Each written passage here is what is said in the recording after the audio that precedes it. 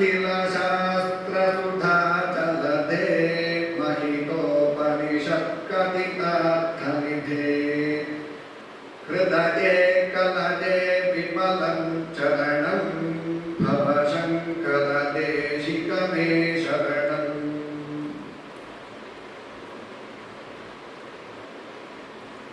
ಜಗತ್ತಿನ ಜಗದ್ಗುರು ಸ್ವರೂಪನಾದಂತಹ ಶ್ರೀಕೃಷ್ಣ ಪರಮಾತ್ಮನಿಗೆ ಮನಸ ವಂದಿಸುತ್ತಾ, ಶ್ರೀ ಗುರುಗಳನ್ನು ಆಚಾರ್ಯರನ್ನು ಮನಸ ಸ್ಮರಿಸುತ್ತಾ, ವೇದಿಕೆಯಲ್ಲಿ ಉಪಸ್ಥಿತರಿರುವಂತಹ ಎಲ್ಲ ಮಾನ್ಯರನ್ನು ಕೂಡ ಗೌರವಿಸುತ್ತಾ, ಸಭೆಯಲ್ಲಿರುವಂತಹ ಎಲ್ಲ ಮಾನ್ಯರನ್ನು ಕೂಡ ಅಭಿವಂದಿಸುತ್ತಾ ಎರಡು ಮಾತು ಹೇಳಲಿಕ್ಕೆ ಪ್ರಯತ್ನವನ್ನು ಮಾಡ್ತೀನಿ.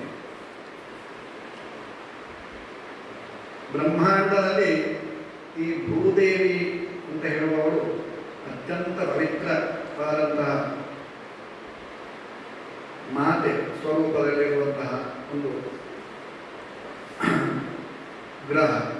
ಹಾಗೆ ಈ ಸಪ್ತದ್ವೀಪ ವಸುಂಧರ, ಈ ವಸುಂಧರ ಭೂದೇವಿ ಅಂತ ಹೇಳುವವಳಿಗೆ ಅದರಲ್ಲಿ ಸಪ್ತದ್ವೀಪಗಳು ಉಂಟು ಅಂತ ಹೇಳಿದ್ದಾರೆ.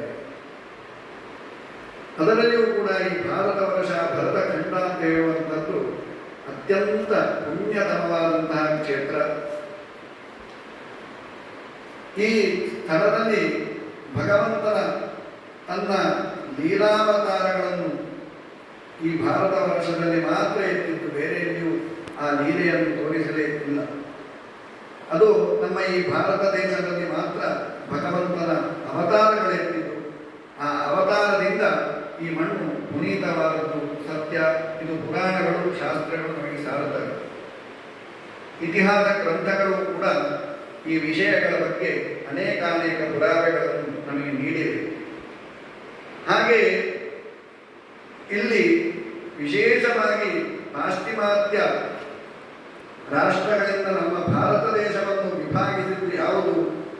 ಇವತ್ತು ನಾವು ಹೇಳುವುದಾದರೆ ವಿಶ್ವ ಗುರುತ್ವಕ್ಕೆ ನಾವು ಹೋಗುವುದು ಯಾವುದರ ಮೂಲಕ ಅಂತ ಹೇಳಿದರೆ, ವಿಶ್ವತೋಧಾರನಾದಂತಹ ಆ ಶ್ರೀಕೃಷ್ಣ ಪರಮಾತ್ಮ ಯಾವನಿದ್ದನು ಅವನ ಶ್ವಾಸಸ್ವರೂಪಗಳಾದಂತಹ ವೇದಗಳಿಂದ ನಾವು ಈ ವಿಶ್ವಗುರು ಆಗಲಿಕ್ಕೆ ಸಾಧ್ಯ ಅಂತ ಹೇಳುವಂಥದ್ದು ಸತ್ಯವಾದಂತಹ ವಿಚಾರ.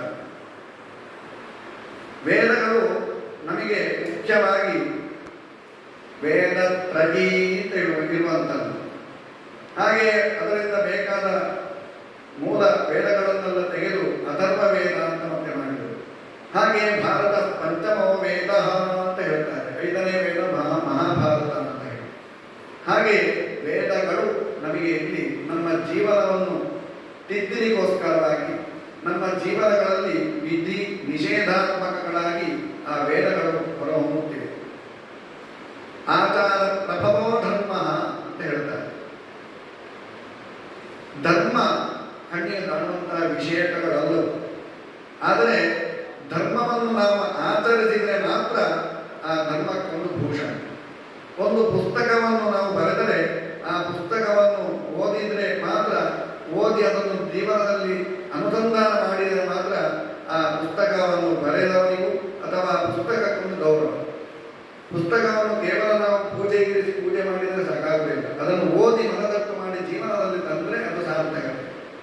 ಹಾಗೆ ಎಲ್ಲ ವಿಷಯಗಳು, ಎಲ್ಲ ವಸ್ತುಗಳು ಹಾಗೆ ಆಯಾಯ ವಸ್ತುವಿಗೆ ಯಾವುದಕ್ಕೋಸ್ಕರವಾಗಿ ಆ ವಸ್ತುವನ್ನು ನಿರ್ಮಾಣ ಮಾಡಲಾಗಿದೆಯೋ ಆ ವಸ್ತುವನ್ನು ಅದೇ ರೀತಿಯಲ್ಲಿ ನಾವು ಉಪಯೋಗ ಮಾಡುವಂಥದ್ದೇ ಅದಕ್ಕೆ ಮಾಡುವಂಥ ಪೂಜೆ.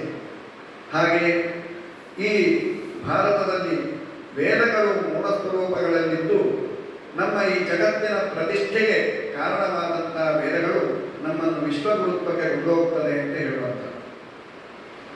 ಈ ನಿಟ್ಟಿನಲ್ಲಿ ಈಗ ಕಲಿಯುಗದ ಪ್ರಥಮ ಭಾಗದಲ್ಲಿ ನಾವಿದ್ದೇವೆ.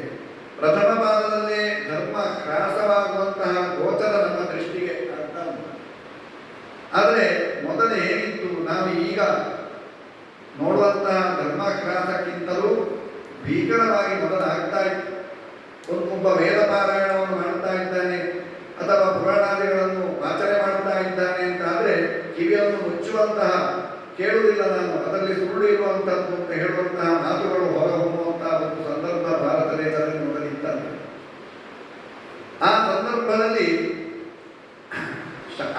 ಶಂಕರಾಚಾರ್ಯರು, ಶಂಕರ ಭಗವತ್ಪಾದರು. ಭಗವತ್ ಶಬ್ದ ಅದು ಎಲ್ಲವರಿಗಿರುವಂಥದ್ದು, ಅದು ಕೆಲವೇ ಮಂದಿಗೆ ಇರುವಂಥದ್ದು. ಭಗವತ್ ಶಬ್ದ ಅದರಲ್ಲಿ ಆದಿಶಂಕರಾಚಾರ್ಯರು, ಶಂಕರ ಭಗವತ್ಪಾದರು ಅಂತ ನಾವು ಹೇಳ್ತೇವೆ. ಹಾಗೆ ಇತ್ಯಾಹ ಬೋಧಾಯ ಭಗವದ್ಬೋಧಾಯ ನಮಃ ಅಂತ ನಾವು ಹೇಳ್ತೇವೆ. ಬೋಧಾಯನಾಚಾರ್ಯರಿಗೂ ಭಗವತ್ ಶಬ್ದ. ಹಾಗೆ ಆ ಎಲ್ಲರ ಅನುಯಾಯಿಯಾಗಿ ನಾವು ಹುಟ್ಟಿ ಬಂದದ್ದೇ ಈ ಭಾರತದಲ್ಲಿ ಪುಣ್ಯತರವಾದಂತಹ ಮೋಕ್ಷ ಭೂಮಿ, ಇದು ಪುಣ್ಯಭೂಮಿ, ಕರ್ಮಭೂಮಿ ಅಂತ ನಾವು ಕೊಂಡಾಡುವಂತಹ ಈ ಪ್ರದೇಶದಲ್ಲಿ ನಾವು ಹುಟ್ಟಿ ಬಂದದ್ದೇ ನಮ್ಮ